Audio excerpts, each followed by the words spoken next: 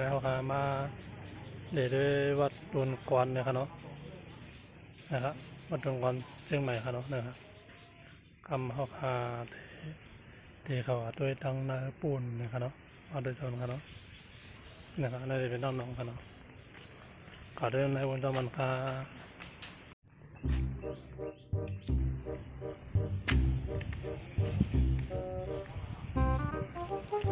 ประมาณนั้นโอ้โหเนาะอ๋อนะครับเจ้าเนาะวัดอินทราวาสนะครับซึ่งแล้ววัดอินทราวาส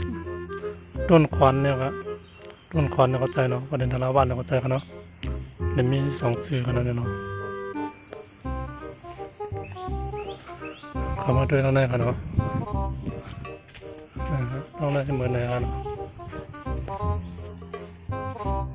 นะครับมาหลุมมาไว้เลยค่ะนะครับเนาะเขาเมื่อในบนจำนวนนะในเกี่ยวขโมยพลาดระวังค่ะ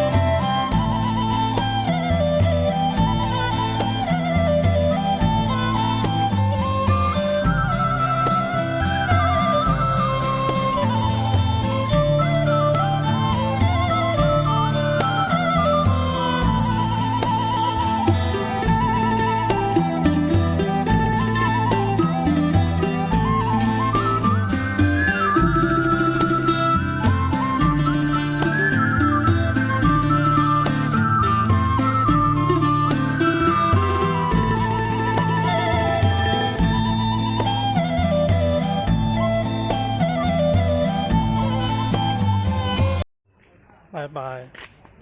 จักรยานมาทางกันเนาะอย่าลืมกดไลค์กดแชร์ของค่ะงานทางคลิปวิดีโอนะครับเนาะบาย